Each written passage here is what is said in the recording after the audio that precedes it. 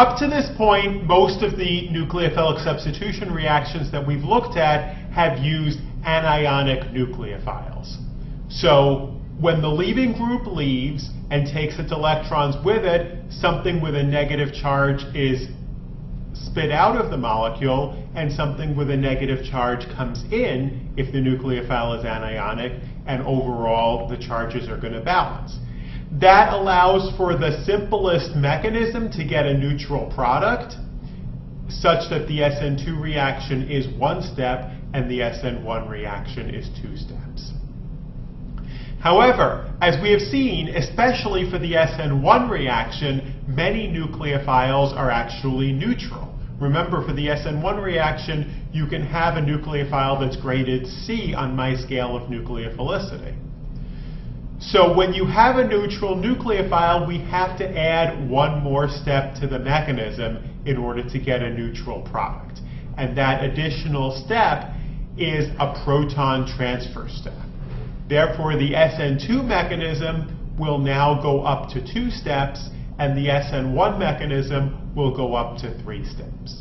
So let us look at an example of an SN2 mechanism involving a neutral nucleophile. So in this reaction, we're looking at the reaction of 1-bromobutane, also known as butyl bromide or N-butyl bromide if you prefer, with diethylamine. So diethylamine is the nucleophile, and the overall process is that a diethylamino group replaces the bromine in the product. So let's look at the detailed mechanism now. Step 1 is the step you're familiar with. That's the nucleophilic substitution step. So the nitrogen atom of the diethylamine molecule has the lone pair on it, and it reacts with the carbon of the butyl bromide containing the leaving group. And notice how I have the arrows here, that the carbon containing the bromine is being attacked from the back side. So when this reaction takes place, the nitrogen was previously forming 3 bonds. It's using its lone pair to form a new bond, so nitrogen is now forming 4 bonds. Since nitrogen is forming 4 bonds, it needs to have a positive charge, and therefore the overall charge on this intermediate is positive. Well, if you look at the product of the reaction, it is clearly a neutral product, and any organic reaction that's going to be favorable is going to generate a neutral product out of a neutral starting material, or almost any reaction. I shouldn't say any. There are a few exceptions. But in general, you want to generate a neutral product. So as a result, we need a second step, a proton transfer step, to come in and remove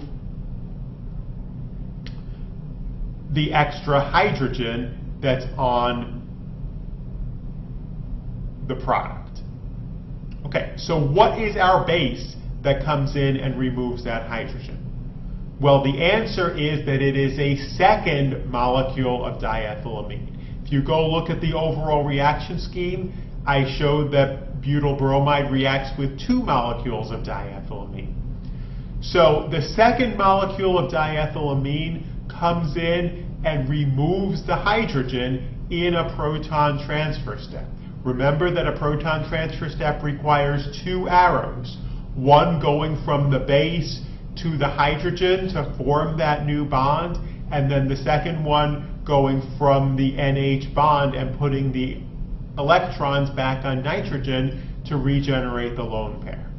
So in this case, I just drew the organic product, the neutral organic product, that which is given to you at the end of the reaction. You do need to know that diethylammonium bromide, the Br coming from the first step, is the byproduct of this reaction. Now let's look so the second molecule of diethylamine in this case is acting as a Bronsted base. Now let's look at an SN1 reaction.